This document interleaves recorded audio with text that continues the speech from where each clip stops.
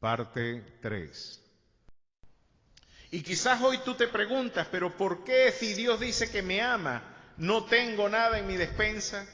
Estoy afrontando privaciones económicas, estoy afrontando realidades y estoy caminando de espalda a la ciudad de La Paz.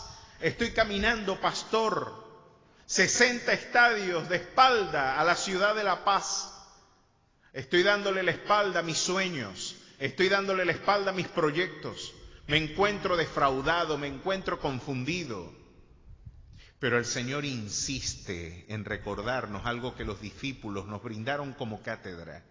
A pesar de no entenderle, decidieron seguirle. Decidieron seguirle porque ellos afirmaban que Él les amaba. Y aquí vuelvo a la misma pregunta. ¿Cómo usted sabe que Dios le ama? ¿Por un sentimiento? ¿Por una cosquilla en el estómago, en el corazón? ¿Porque se le erizan los pelos? Esa es la forma en la que usted interpreta que Dios le ama. Porque déjeme decirle que esas mismas emociones que sirven de fundamento a una espiritualidad mística, cuando usted afronta problemas, son sus peores enemigos. Porque esas mismas emociones de las cuales nos advertía Jeremías, que el corazón es engañoso más que todas las cosas y perverso, esas mismas sentimientos que te hacen sentir también en momentos de plenitud, ese mismo corazón será el que te juegue tu peor pasada en momentos de quebranto. Ese pensamientos de indignidad, pensamientos de sentirte desvalido, pensamientos de sentirte vulnerable, esas realidades y el temor de forma abrumadora puede ocupar tu vida, pues yo creo que no podemos edificar nuestra fe sobre una arena tan inestable. Cuando tú quieres responder a la pregunta para saber si tú quieres entender que Dios te ama, tienes que mirar a la cruz. Allí tú mirarás en la cruz un testimonio incontrovertible, un testimonio indubitable de que Dios te ha amado, de que Dios estiró los brazos en la cruz, como decía el poeta Goethe. En una ocasión un niño le preguntó: ¿cuánto me amas, Jesús? Y él estiró los brazos diciendo: así de grandote yo te amo. Y estirando los brazos murió en la cruz. Ese es el Dios que nos ama. El Dios que dice: soy capaz, como lo dijo Edwin Chillito. Todos los dioses de la mitología, del paganismo, llegaron en caballos, ¿verdad? Regios. Llegaron en arcos de triunfo, con flores, con guirnaldas. Llegaron al poder con caravanas de triunfo. Sin embargo, tú llegaste al trono tambaleándote. Tú llegaste en un pollino. Llegaste a la cruz, que fue el lugar de la consumación de tu victoria. A ese lugar llegaste tambaleándote con una cruz que tuvieron que ayudarte a cargarla. Pero a mis heridas, solamente tus heridas pueden hablarme, porque tú eres el único Dios con cicatrices que yo conozco. El único Dios que expone abiertamente ante la historia su muerte y deja como testimonio incontrovertible su victoria al resucitar de ella. Viene a decirte: ¿quieres preguntarme si yo te amo? ¿Quieres saber si yo te amo? Pues mira la cruz, el ancla incontrovertible, firme de tu fe.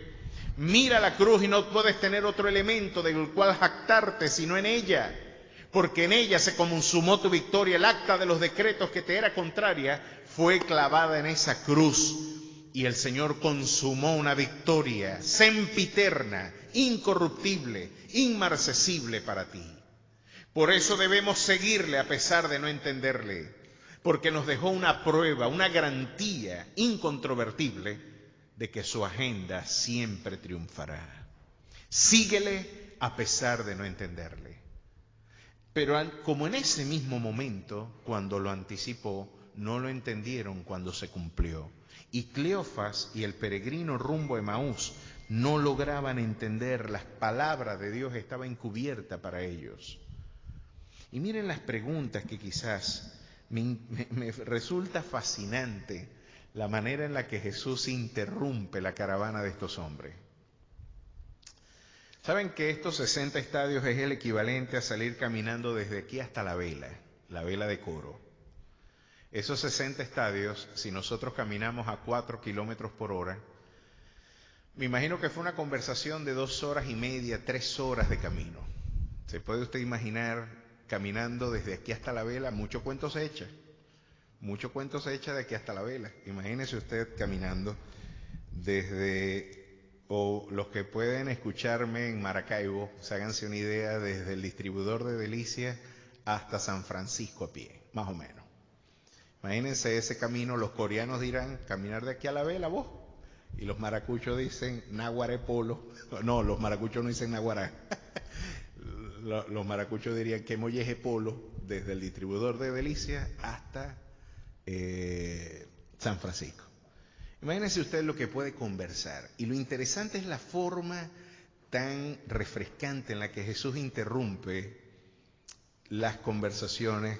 Me resulta fascinante este elemento que puede uno leer entre líneas, este elemento metadiscursivo que está presente en el testimonio de Jesús. Por ejemplo, a mí me habla mucho el sueño de Jesús en la tormenta.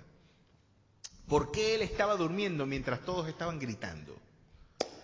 Y me resulta interesante que todos gritaban, y incluso en el Evangelio de Marcos se escucha, cuando uno hace la armonía sinóptica, uno se encuentra que creo que fue Marcos el que brinda un testimonio casi de reproche. Señor, ¿no tienes cuidado que perecemos? O sea, ¿cómo se te ocurre estar durmiendo mientras nos morimos? Ese es el tono en el que uno puede leerlo, ¿no? En el Evangelio de Marcos. Es que no tienes cuidado, ¿no ves que estamos pereciendo? Y me resulta interesante ese elemento del sueño de Jesús. Como me resulta interesante, cuando ahora él, como si no supiera lo que está pasando, en el verso 12 del capítulo 24 pregunta, ¿qué pláticas son estas que tenéis entre vosotros mientras camináis y por qué estáis tristes? Es decir, el único que no estaba triste en esto era Jesús. Y como era de esperar, nos está dando una lección de fe. Y aquí es donde está la racionalidad de la fe. Yo sigo insistiendo, mis amados hermanos. Este es el motivo por el cual hoy nos encontramos, al igual que los caminantes de Emaús, caminando de espalda a la ciudad de la paz. Hoy estás caminando de espalda a la paz, de espalda a la quietud, de espalda a la seguridad. Es porque se te olvidó lo que el Señor dijo. ¿Qué dijo el Señor antes de que toda esta historia empezara? ¿Qué te dijo antes de invitarte a montarte en la barca para atravesar el mar de Galilea? Tenías que atravesar el mar, pero ¿qué te dije yo antes de salir? Antes de partir, le dijo a los discípulos, crucemos al otro lado. Antes de llegar a Jerusalén, ¿qué le dije yo a los discípulos? Yo les dije que iba a morir, que iba a ser entregado a las autoridades, que iba a ser escupido, objeto de vituperio, y que iba a resucitar al tercer día. ¿Qué se te olvidó? Se te olvidó lo mismo que se le olvidó también a Juan. Miren lo parecidos que somos. Y aquí tenemos diversas angustias. Tenemos la de los discípulos en el mar de Galilea, tenemos la de los caminantes de Emaús que marchan decepcionados rumbo, ¿verdad?, a este pueblo a 11 kilómetros de Jerusalén, y tenemos el llanto de Juan. Por ejemplo, en el capítulo 5 del libro de Apocalipsis, Dios le dice en el capítulo 4, sube acá que yo te mostraré las cosas que sucederán después de estas. Y encuentra unos querubines alabando al Señor diciendo, santo, santo, santo es el Dios Todopoderoso, el que era, el que es, el que ha de venir.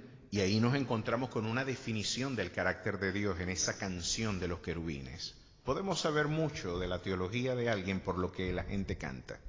Y los querubines cantaban de que este Dios era santo, santo, santo, Dios todopoderoso, el que era, el que es y el que ha de venir, eterno, santo y omnipotente. Bueno, con esa agenda Juan lo invitan, y cuando está ya en la presencia del Señor, vi en la mano derecha del que estaba sentado en el trono un libro escrito por dentro y por fuera, sellado con 7 sellos. Y vi un ángel fuerte que pregonaba a gran voz, ¿quién es digno de abrir el libro y desatar sus 7 sellos? Y alguien podría decir hoy, preguntándole al mundo, ¿quién tiene la respuesta a la crisis internacional? Ponga esta pregunta, vamos a contextualizarla en esto que el doctor Cecilio Rastilla llamaba en una aproximación biográfica existencial. ¿Cómo esto se puede traducir en el día de hoy?